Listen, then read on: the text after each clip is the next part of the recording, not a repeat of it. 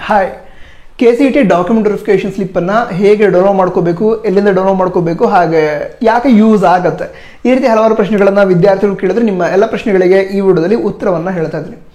ಮೊದಲಾಗಿ ಈ document verification slip ಅಂದರೆ ಏನು ತಿಳ್ಕೊಳ್ಳೋದಾದ್ರೆ, ನೀವೀಗ ಅಪ್ಲಿಕೇಶನ್ ಹಾಕಬೇಕಾದ್ರೆ ಹಲವಾರು ಕೋಟಾಗಳು ನಿಮಗೆ ಅಪ್ಲೈ ಆಗುತ್ತೆ ಅಂತ ನೀವು ಕ್ಲೇಮ್ ಮಾಡಿದ್ರಿ. ಓಕೆನಾ? ಕ್ಲೇಮ್ ಮಾಡಿದ್ರೆ ಸಾಕಾಗಲ್ಲ.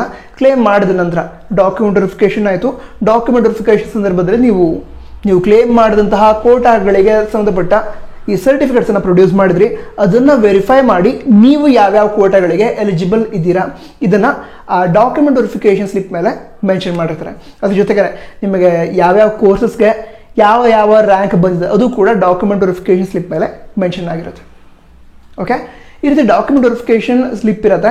ಹೇಗೆ ಡೌನ್ಲೋಡ್ ಮಾಡ್ಕೊಳ್ಳೋದು ಅಂತ ತಿಳ್ಕೊಳ್ಳೋದಾದ್ರೆ, ಈ ಡಾಕ್ಯುಮೆಂಟ್ ವೆರಿಫಿಕೇಷನ್ ಸ್ಲಿಪ್ ರಿಲೀಸ್ ಆದ ನಂತರ KEDವರು ಅವರ ಅಫಿಷಿಯಲ್ ವೆಬ್ಸೈಟ್ ಏನಿದೆ ಅಲ್ಲಿ ಲಿಂಕ್ ಪ್ರೊವೈಡ್ ಮಾಡ್ತಾರೆ. ಅಂದರೆ document verification slip downloading link ಅಂತ ಕೊಡ್ತಾರೆ.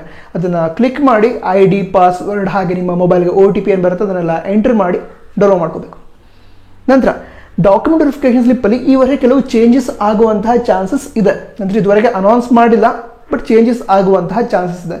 ಯಾಕಂತ ಹೇಳಿದ್ರೆ ಈ ಡಾಕ್ಯುಮೆಂಟ್ ವೆರಿಫಿಕೇಷನ್ ಸ್ಲಿಪ್ ಏನಿದೆ ಇದರ ಮೇನ್ ಯೂಸ್ ಏನಾಗಿದೆ ಅಂತ ಹೇಳಿದ್ರೆ, ಹಿಂದಿನ ವರ್ಷಗಳಲ್ಲಿ ಈ ಡಾಕ್ಯುಮೆಂಟ್ ವೆರಿಫಿಕೇಷನ್ ಸ್ಲಿಪ್ ರಿಲೀಸ್ ಆದ ನಂತರ ನೆಕ್ಸ್ಟ್ ಆಪ್ಷನ್ ಎಂಟ್ರಿ ಆಗುತ್ತೆ, ಹಾಗೆ ಫಸ್ಟ್ ರೌಂಡ್ ಸೀಟ್ ಅಲಾಟ್ಮೆಂಟ್ ಆಗುತ್ತೆ.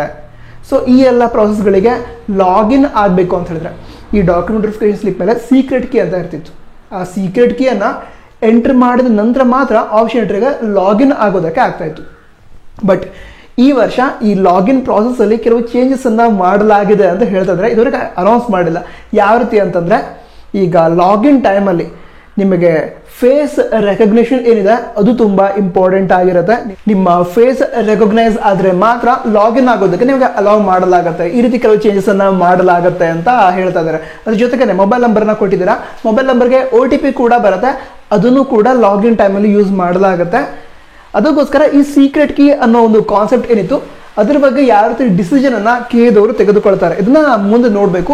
ಬಟ್ ಈ ವರ್ಷ ಈ ಆಪ್ಷನ್ ಎಂಟ್ರಿ ಆಗಿರ್ಬೋದು, ಚಾಯ್ಸ್ ಎಂಟ್ರಿ ಆಗಿರ್ಬೋದು, seat allotment, real seat allotment ಆದಮೇಲೆ ಯಾವ ಕಾಲೇಜ್ ಯಾವ ಸೀಟ್ ಅಲಾಟ್ ಆಗಿದೆ ಇದನ್ನೆಲ್ಲ ಚೆಕ್ ಮಾಡಬೇಕು ಅಂತ ಹೇಳಿದ್ರೆ ನೀವು ಲಾಗಿನ್ ಆಗೋದಕ್ಕೆ ನಿಮ್ಮ ಫೇಸ್ ರೆಕಗ್ನಿಷನ್ ಏನಿದೆ ಅದರ ಮೂಲಕನೇ ಲಾಗಿನ್ ಆಗಬೇಕಾಗತ್ತೆ. ಈ ರೀತಿ ಚೇಂಜಸನ್ನು ಮಾಡಬೇಕು ಅಂತ ಇದ್ದೀವಿ ಅಂತ KEDವರು ಈ ಹಿಂದೆ ಹೇಳಿದ್ರು.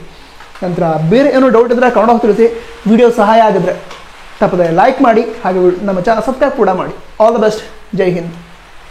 ವಂದೇ ಮಾತರಂ.